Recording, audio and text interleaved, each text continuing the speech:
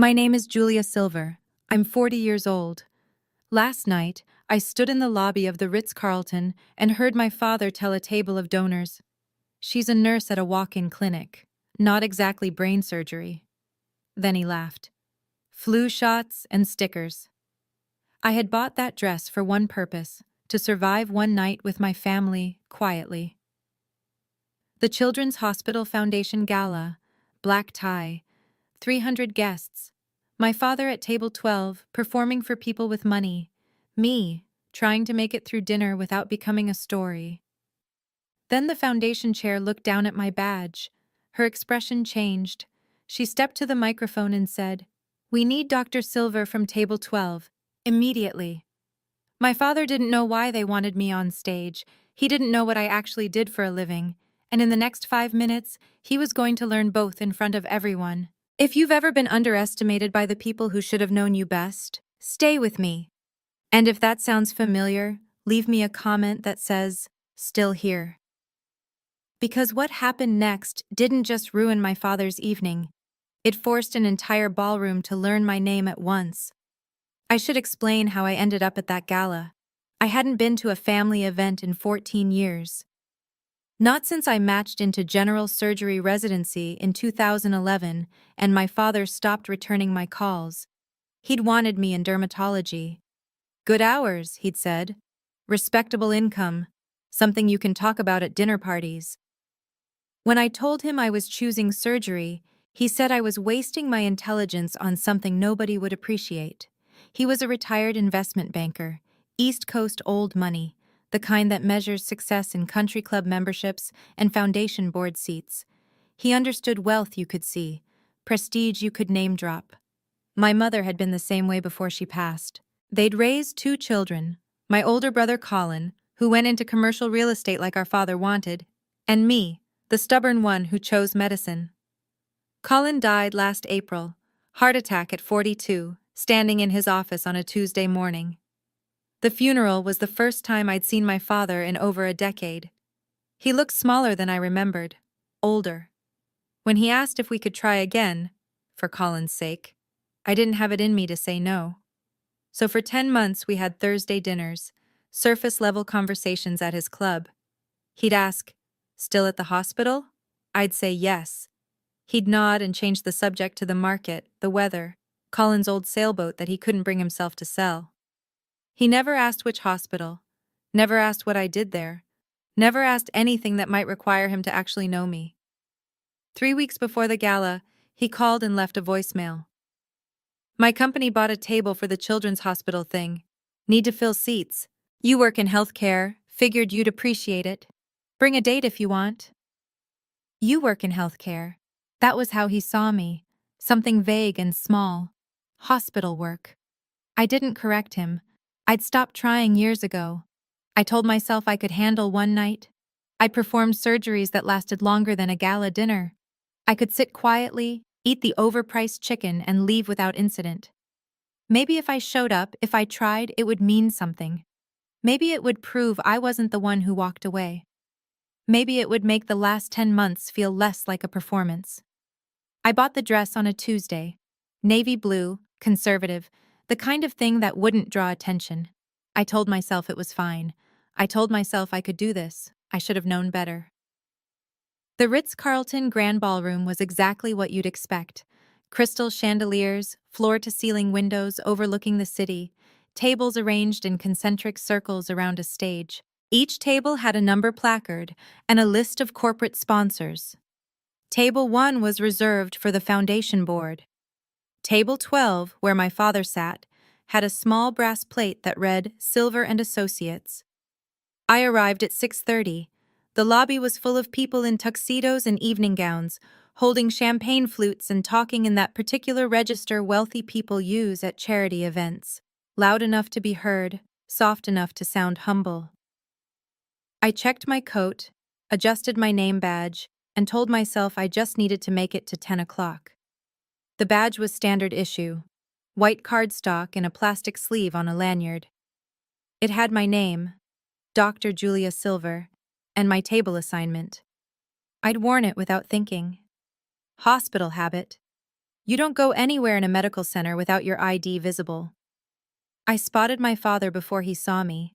He was standing near table 12, laughing with a group of older men in expensive suits. Warren Silver, 71 years old, still playing the role of the man everyone wants to know.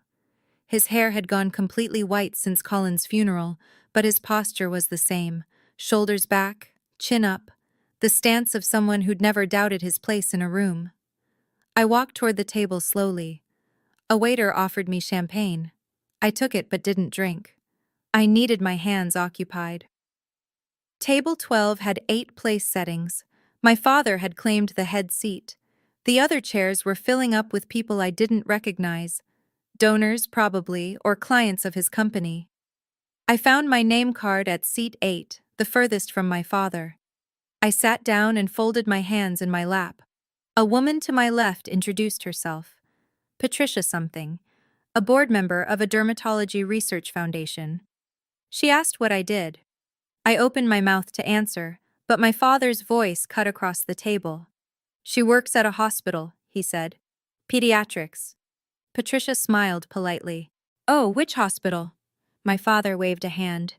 One of the downtown ones. She's a nurse there. I looked at him.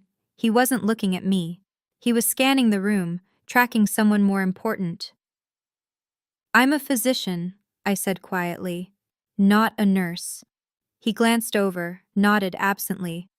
Right. Pediatrician. Clinic work, I think. I didn't correct him again. I picked up my water glass and took a long drink. The ice clinked against the sides. I focused on that sound. Anything to ground myself. Patricia turned back to her conversation with the man on her other side. I sat there, hands folded, watching my father hold court. He was good at this. He always had been. The performance of generosity. The performance of fatherhood. He knew how to make people believe he was someone worth knowing. If you've ever had someone reduce your work to something small because they never bothered to understand it, stay with me. The program was set to begin at 7. I glanced at my watch. 6:52. 8 more minutes of small talk. Then the lights would dim, and I could disappear into the background. I could survive this. I'd survived worse. Then I heard him laugh. That particular laugh he does when he thinks he's said something clever. I looked up. He was leaning toward a man in a gray suit, voice just loud enough to carry. She's a nurse at a walk-in clinic, he said. Not exactly brain surgery. He snorted. Flu shots and stickers. The man in the gray suit chuckled politely. My father continued. I told her, if you're going to spend your life in a hospital, at least pick a specialty people respect. But she's always done things the hard way, the way nobody can brag about. Something cold settled in my chest. Not surprise. I'd heard versions of this before, in private, over Thursday dinners when he thought he was giving fatherly advice. But never in public. Never in front of strangers. Never at an event where 300 people could overhear. Patricia glanced at me. I didn't meet her eyes. I picked up my napkin, smoothed it across my lap, and tried to remember how to breathe normally. The man in the gray suit asked, Oh, whereabouts does she work? My father shrugged. Some clinic downtown, I think. We don't talk about it much, you know how it is. She chose her path. He said it like I'd chosen poverty, like I'd chosen irrelevance. I sat 10 feet away from him. I heard every word. I thought about standing up, walking out, calling a car and leaving him there to explain my absence however he wanted. But I didn't move. Because leaving would prove something he already believed, that I couldn't handle the world he lived in, that I didn't belong. So I stayed. I sat in my chair at table 12, in the dress I'd bought to survive this night quietly, and I listened to my father tell a table of strangers that I gave flu shots for a living. The lights dimmed at 7. A woman walked onto the stage, Eleanor Grant, the foundation chair. I recognized her from the hospital. She'd been on the board for years, though we'd never spoken directly. She was in her early 60s, silver hair pulled back in a tight bun, wearing a black gown that probably cost more than my monthly rent. She tapped the microphone. The room quieted. She began the standard welcome remarks. Thank you for coming. Your generosity changes lives. Tonight we celebrate the work of healing. I barely heard her. I was focused on staying still, on keeping my face neutral, on not letting anyone see how much it hurt to sit there, invisible and defined incorrectly, while my father performed for an audience. Then Eleanor paused mid-sentence. I looked up. She was staring across the ballroom, directly at table 12.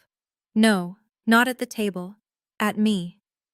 Her eyes dropped to my badge. I saw her face change. Surprise first, then something sharper, understanding maybe, or recognition. She looked at the program in her hand, then back at me. Then at my father, sitting 3 seats away, still laughing with the man in the gray suit. Eleanor straightened. She stepped closer to the microphone, and when she spoke again, her voice had an edge I hadn't heard before. I apologize for interrupting the program, she said. But we need Dr. Silver from table 12, immediately. The room went silent. My father looked around, confused. The man in the gray suit leaned over and whispered something. My father frowned. Patricia turned to me, eyebrows raised. Eleanor's voice came again. Dr. Silver, would you join me on stage, please? I stood. My legs felt unsteady, but I made them move. Every person in that ballroom was looking at me. I could feel their eyes. I heard my father's voice behind me, quiet and bewildered. Why is she calling you doctor? I didn't answer. I walked toward the stage. My heels clicked on the marble floor. One step, then another. The distance felt endless.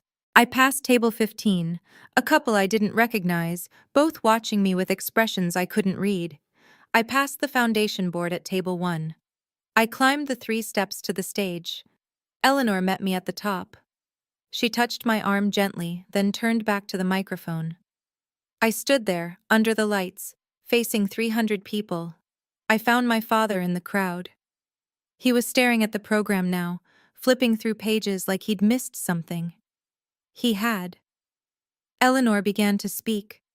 Her voice was steady, formal, the tone of someone who'd given 1,000 speeches and knew exactly how to deliver this one.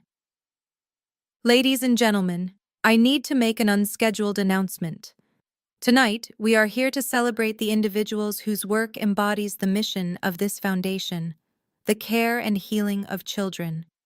And there is one person in this room whose contributions have been so extraordinary, so transformative, that we felt it necessary to recognize her publicly. I could feel my pulse in my throat. I hadn't known this was coming. I'd thought I was here as a guest, nothing more. Eleanor continued. The Physician Humanitarian Award was established this year to honor a medical professional who demonstrates not only clinical excellence, but also a profound commitment to serving the most vulnerable. This year's recipient has dedicated her career to saving the lives of children that many said couldn't be saved. She has pioneered new protocols, mentored countless young physicians, and worked hours that would break most people. She turned to me. Dr. Julia Silver is the Director of Pediatric Transplant Surgery at Children's Memorial Hospital. Over the past decade, she has performed more than 240 transplant procedures. Her innovations in minimally invasive techniques have been adopted across the country. She is on call more than 100 nights a year, and she has never, not once, turned away a family because they couldn't pay. I heard someone gasp. I didn't look to see who. My eyes were on Eleanor. Dr. Silver doesn't do flu shots, Eleanor said, and there was steel in her voice now. She performs 14-hour liver transplants on 6-year-olds. She holds the hands of parents who've been told their child won't survive the week. She makes calls at 2 in the morning to find donor matches when time is running out. She is the person you pray is in the hospital when your child's life is on the line. The ballroom was completely silent. Eleanor picked up a crystal trophy from the podium. It is my honor to present the inaugural Physician Humanitarian Award to Dr. Julia Silver. The applause started slowly, then built. People stood. A standing ovation, spreading across the ballroom in a wave. I accepted the trophy with both hands. It was heavier than I expected. I looked out at the crowd. At table 12, my father sat frozen, staring at me like I was a stranger. I stepped to the microphone. My voice came out steadier than I felt. Thank you. I don't do this work to be seen.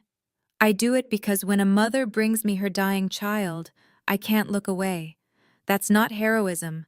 That's just what the job requires. So thank you for recognizing the work, but the real gratitude belongs to the families who trusted me with the most precious thing they have. I stepped back. The applause continued. Eleanor touched my arm again and leaned close. One moment. There's someone who'd like to say something. I looked at her, confused. She gestured toward the audience. A woman was standing at table 15, blonde, late 30s, visibly trembling. The man beside her, her husband, I assumed, had his hand on her back, steadying her. Eleanor waved her forward. The woman walked to the stage slowly. She climbed the steps, and when she reached the microphone, her hands were shaking so badly she had to grip the podium to steady herself. "I'm Rachel Morrison," she said. Her voice cracked on her own name. 4 weeks ago, my son Ethan was dying. I recognized her now. November 28th, a Saturday night. I'd been at home when the call came. 6-year-old boy, acute liver failure, decompensating faster than anyone had predicted. By the time I got to the hospital, he had hours left, maybe less. Rachel's voice steadied slightly. The doctors told us there wasn't time, that the transplant list doesn't work that way.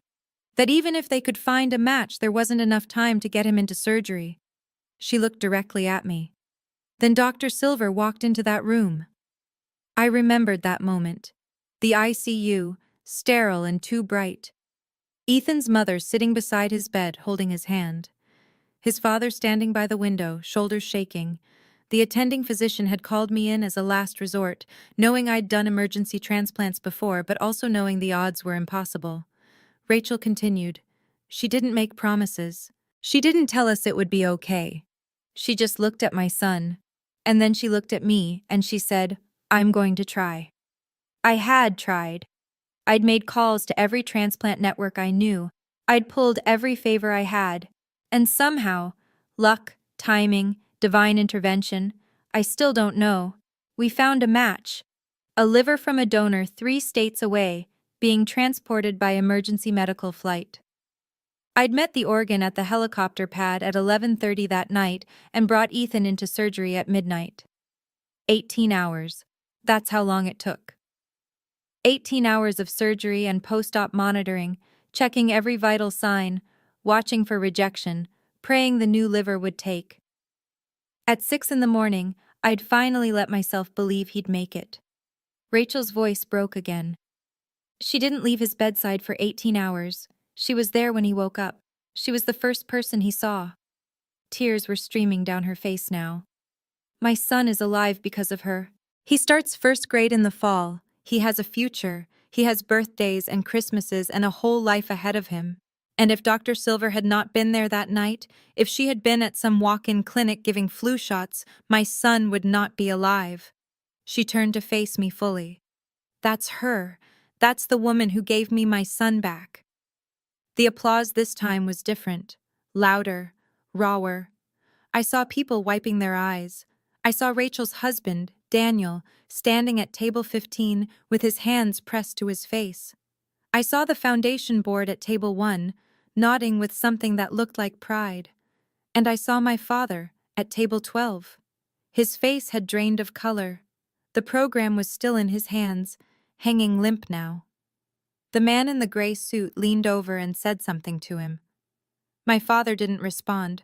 He just stared at me like he was trying to reconcile the person on stage with the daughter he thought he knew. Rachel stepped back from the microphone. Eleanor helped her down the stairs. The applause continued. I stood there, holding the crystal trophy, feeling the weight of 300 people's attention. I didn't feel triumphant. I felt tired and clear. The kind of clarity that comes when a truth you've known privately becomes undeniable publicly. Eleanor returned to the podium. She waited for the applause to fade, then spoke again. "There's one more announcement I need to make tonight." I started to step back, assuming this was my cue to return to my seat. Eleanor put a hand on my arm. "Stay," she said quietly. "Please." I stayed. Eleanor picked up a folder from the podium.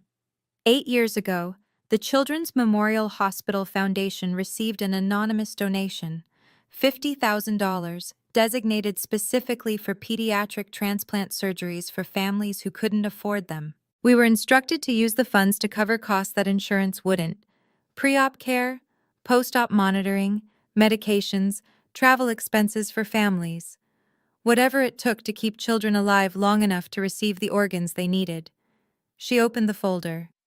Every year since then, we've received another donation, sometimes 50,000, sometimes more. The donations came with specific instructions. They were to remain anonymous, they were to go directly to transplant funding, and they were to be used for the children no one else would cover. I knew where this was going. My chest tightened. Over 8 years, these donations totaled $3.2 million, Eleanor said. 63 children received transplants they otherwise couldn't have afforded. 63 families got to bring their children home. And until tonight, we honored the donor's request for anonymity. She looked at me. But our anonymous donor agreed that if the time ever came when the foundation felt recognition was appropriate, we could reveal their identity. And after tonight, after hearing Rachel's testimony, after seeing the extraordinary work this person has done both as a surgeon and as a philanthropist, I felt it was time. No. I thought the word but didn't say it. I'd never wanted this. The giving had been private, personal. It was between me and the families who needed it. It wasn't about recognition. But Eleanor had already turned back to the microphone. The Silver Star Transplant Fund was named for its founder. Ladies and gentlemen, your anonymous donor for the past 8 years has been Dr. Julia Silver. The silence that followed was different from before. It wasn't shock, it was awe. Then someone started clapping, then another person. Then the entire ballroom stood again, and the applause was thunderous. I stood there numb. I watched people at different tables lean toward each other, whispering. I watched the math being done in real time. My father had donated $100,000 tonight, his company's corporate contribution, announced earlier in the program. I donated 32 times that amount over 8 years. Quietly. Without a plaque, without a gala table in my name, without any of the recognition he thought defined worth. Eleanor stepped back and let me have the microphone. I didn't have a speech prepared. I hadn't known this was coming, so I said the only thing that felt true. I didn't do this for recognition. I did it because I couldn't not do it. When you see children dying because their families can't afford the care that could save them, you have two choices. You can look away, or you can do something. I had the means. So I did something. That's all this is. I looked out at the ballroom. At Rachel Morrison, still crying, her husband's arm around her. At the foundation board, standing in respect. At the donors who'd come here tonight thinking they were the generous ones. And at my father sitting alone now at table 12, because everyone else at his table had stood and he hadn't. The children who are alive because of that fund, they're the ones who matter. Not me, not this award, them, Ethan Morrison, and 62 others who are breathing right now because someone decided their lives were worth the cost. That's the only math that matters. I stepped away from the microphone. Eleanor took my hand and raised it, a gesture of victory I hadn't earned and didn't want. But the ballroom didn't care what I wanted. They applauded. They stood. They bore witness to a story that had been invisible until tonight. I walked down the stairs. People reached out to touch my arm as I passed. Patricia from table 12 grabbed my hand and squeezed it, her eyes wet. A man I didn't know stopped me to say thank you. Rachel Morrison caught me near table 15 and pulled me into a hug so tight I could barely breathe. "Thank you," she whispered against my shoulder. "Thank you for my son." I hugged her back. "He fought hard. You both did." When I finally reached table 12, my father was standing. Not applauding, just standing. The man in the gray suit was looking at him with something like pity. Patricia had moved to a different seat, putting distance between herself and the man who'd spent the evening diminishing his own daughter. My father opened his mouth, closed it, opened it again. "I didn't know," he said. I picked up my purse from the back of my chair. "I know. You never told me. You never asked." He looked down at the program in his hands, at the page that listed the evening's honorees where my name had been printed all along. "I should have—" "Yes," I said. "You should have." I didn't wait for him to finish. I walked toward the exit. The gala was supposed to run until 10, but I'd done what I came to do. I'd survived it, and in the process, I'd been seen by everyone except the one person I'd spent 14 years hoping would finally look at me clearly. The lobby was quieter than the ballroom. A few people milled around, checking coats, waiting for cars. I handed my ticket to the coat check attendant and waited. My phone buzzed. A text from a colleague at the hospital. "Saw the live stream. You're a badass, proud of you." I didn't know they were live streaming. I put the phone away. My father's voice came from behind me. "Julia, wait." I turned. He was standing 10 feet away, still holding the program. His face had gone from pale to flushed, embarrassment maybe, or anger. I couldn't tell anymore. "We need to talk," he said. "Do we?" "I didn't know what I didn't realize." He gestured vaguely toward the ballroom. "If you'd just told me—" "Told you what, exactly?" I kept my voice level, calm. "Told you I'm a transplant surgeon? I did. You called it something with kids. Told you I save lives? You called it clinic work. Told you I worked at Children's Memorial? You said one of the downtown ones, like it didn't matter which. I didn't know the details. You didn't ask for the details, not once, not in 10 months of Thursday dinners, not in 14 years before that." He flinched. "You cut me off. You stopped calling. You stopped answering. There's a difference." The coat check attendant returned with my coat. I took it, draped it over my arm. My father took a step closer. "We can fix this," he said. I want to fix this." "Fix what, exactly? The fact that you were wrong about me? Or the fact that 300 people heard you be wrong?" His jaw tightened. "That's not fair. You told a room full of strangers that I give flu shots. You laughed about it. You said I do work nobody can brag about. You said that 10 feet away from me, at an event honoring the exact work you were dismissing." I pulled on my coat. "So tell me what part of that I'm being unfair about." "I was trying to make conversation. I didn't mean, yes you did. You meant every word. Because it's easier to believe I chose poorly than to admit you never understood my choice. It's easier to reduce my work to something small than to confront the fact that you've spent 14 years being wrong." He looked at me for a long moment. Then he said quietly, "I'm your father." "I know. Doesn't that mean something?" "It used to." I adjusted my coat, buttoned it slowly. "But you can't be my father in title and refuse to know me in practice. You can't skip 14 years and then show up expecting credit for 10 months of surface-level dinners. It doesn't work that way. What do you want from me?" "Nothing." The word hung in the air between us. He stared at me like I'd said something incomprehensible. "I don't need you to fix this," I said. "I don't need you to suddenly understand my career or pretend to be proud of work you've spent years dismissing. I don't need your approval, your recognition, or your version of reconciliation. What I need is for you to stop defining me." "I'm not—" "You are. You've been doing it since I was 18. You decided surgery wasn't respectable. You decided transplant work wasn't worth bragging about. You decided I'd chosen poorly, and you've spent 14 years reinforcing that narrative, even when the evidence was right in front of you. I picked up my purse. Tonight, you learned you were wrong. You learned it in the worst possible way. And now you're standing here asking me to make that easier for you. I know what you want. You want me to say it's okay, that you didn't know so it doesn't count, that we can move forward like tonight didn't happen. I shook my head. But it did happen, and it wasn't a misunderstanding. It was a choice. You chose not to know me. You chose not to ask. For 14 years, and then for 10 months more, every Thursday dinner where you changed the subject, every time I mentioned work and you nodded without listening, every time you introduced me to someone and called it hospital work because you couldn't be bothered to remember the details. Those were choices. His face had gone very still.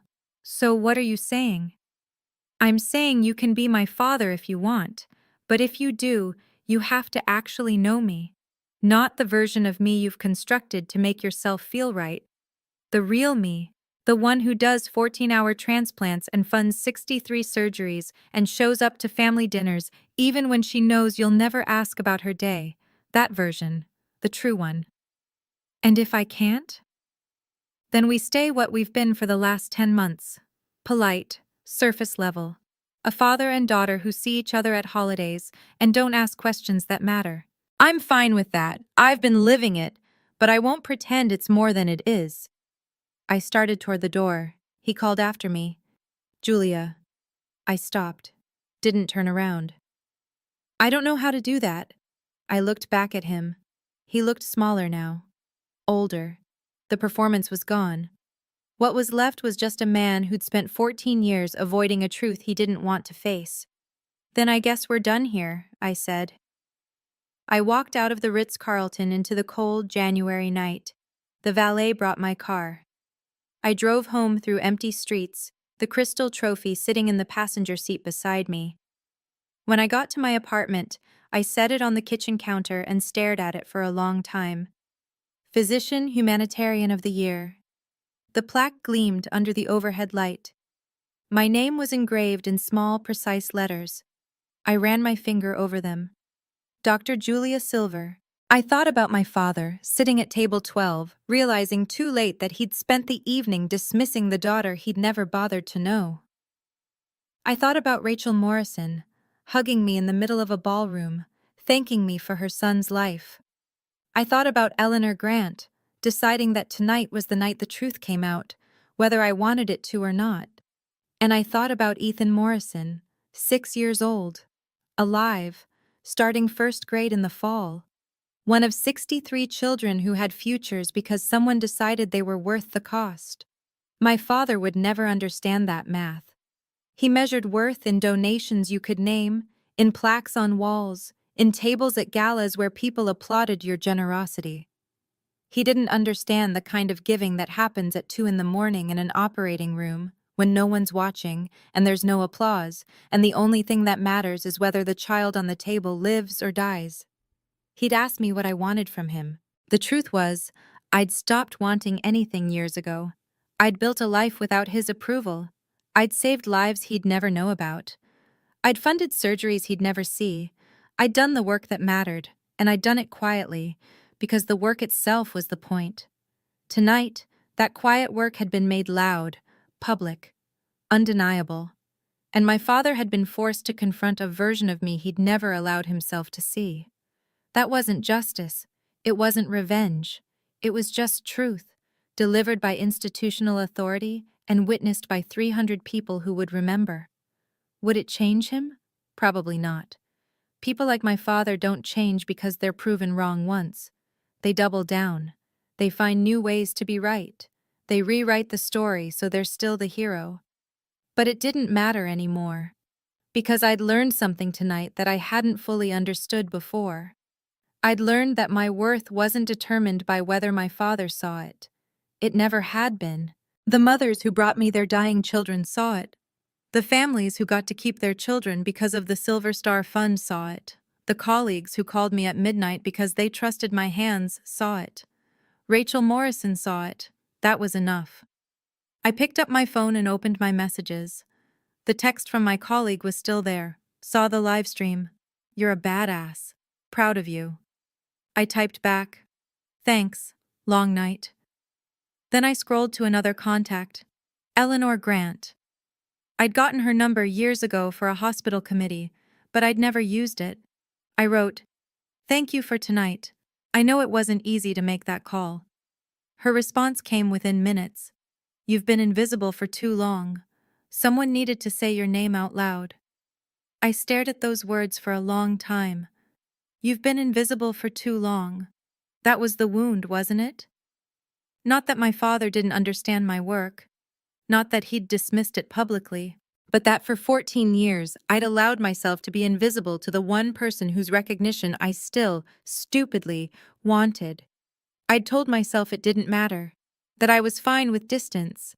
That I'd moved on. But I'd still bought that dress. I'd still shown up to Thursday dinners. I'd still hoped, in some small, humiliating way, that maybe this time he'd ask. This time, he'd see me. Tonight had been the end of that hope. Not because he'd been cruel, but because I'd finally understood that his blindness wasn't about me. It was about him. His need to be right. His need to control the narrative. His inability to see anything that didn't fit the story he'd already decided was true. I couldn't fix that. I couldn't make him see me. I could only decide whether I'd keep shrinking myself to fit his version of my life. And I was done shrinking. I turned off the kitchen light and walked to my bedroom. The dress was draped over the chair where I'd dropped it. Navy blue, conservative, chosen specifically to survive one night without incident. I picked it up, felt the weight of the fabric, remembered the moment I'd bought it, the hope I'd carried, the performance I'd prepared for. I hung it in the back of my closet. I wouldn't wear it again. The next morning, I went to work. Sunday rounds. Ethan Morrison was scheduled for a follow-up appointment in 2 weeks, and I needed to review his labs. I sat in my office, the same office I'd been sitting in for 2 years, and pulled up his chart. Liver function. Normal. Rejection markers. Negative. Weight. Up 3 pounds since discharge. His mother had sent photos last week, Ethan on a bike, smiling, very much alive. I forwarded the update to the transplant team and CC'd Eleanor Grant. She'd want to know. The fund she'd revealed last night had made this possible. Ethan and 62 others. Children who would grow up, go to school, have birthdays, make mistakes, fall in love, build lives, all because someone had decided they were worth $3.2 million spread across 8 years. My father had donated $100,000 last night. To him, that was generosity, and maybe it was. But it wasn't the kind of generosity that changed lives. It was the kind that bought recognition. A table, a plaque, a moment on stage where people applauded. I preferred the other kind, the kind no one saw. The kind that happened in the middle of the night when a mother was out of options and a child was out of time. The kind that didn't come with applause. Although last night it had. And maybe that was okay. Maybe it was okay to be seen once, to have the truth spoken aloud by someone with authority, in front of people who mattered. Not because I needed the recognition, but because the families deserved to know that someone had fought for them, that their children weren't invisible. My phone buzzed. A text from my father. We should talk. Dinner this week? I stared at the message for a long time, then I typed back. If we have dinner, we talk about real things. My work, my life, not just surface-level catch-up. If you're willing to ask questions and actually listen to the answers, I'm willing to try. If not, we stay where we are. I hit send before I could second-guess it. His response took 20 minutes. Then, okay. Thursday? Thursday. The same day we'd been meeting for 10 months. The same day we'd had surface-level conversations about everything except what mattered. But maybe this time would be different. Or maybe it wouldn't. Either way, I'd set the terms. He could meet them or he couldn't. I was fine with both outcomes. I put the phone down and went back to work. There were labs to review, surgical schedules to confirm, a fellow who needed feedback on her technique. The work didn't stop because my family was complicated. The work didn't stop because I'd been publicly recognized. The work just continued, the way it always had, regardless of whether anyone was watching. That was the part my father would never understand. He thought worth was measured in recognition, in applause, in moments on stage where people said your name out loud. But I'd learned a different kind of math, the kind where worth is measured in lives saved, in hours spent, in choices made when no one's looking, and there's no reward except the knowledge that you did what needed doing. Ethan Morrison would start first grade in the fall. He'd learn to read, he'd make friends, he'd have a childhood, and someday, maybe, he'd forget the name of the surgeon who gave him that chance. That was fine. That was the job. You saved the life. You step back. You let them forget you and move forward into the future you helped make possible. That was the only math that mattered. If you're waiting for someone to finally see you, stop. Find the people who already do. Build your life with them. Let the others stay where they are, blind and certain, convinced they know your story. You don't need to correct them. You just need to keep moving forward, doing the work that matters, living the life they'll never understand. Because at the end of the day, your worth isn't determined by who sees it. It's determined by whether you honored it yourself, whether you showed up, whether you did the work, whether you chose the hard path because it was the right one, even when no one was watching. I did that work. I made that choice. And last night, for the first time in 14 years, my father was forced to see it. Not because I proved myself to him, but because the truth couldn't be ignored anymore. Because a ballroom full of witnesses heard my name spoken aloud, attached to the life I'd actually built, not the diminished version he'd constructed to make himself feel right. He'd spent 14 years being wrong about me. Last night, he learned that in the worst possible way. And now he had a choice. He could sit with that truth and let it change him, or he could walk away from it the way he'd walked away from me all those years ago. Either way, I'd be fine, because I'd already built a life worth living. I'd already saved the children I could reach. I'd already done the work that mattered. And whether my father ever understood that or not, it didn't change the fact that it was true.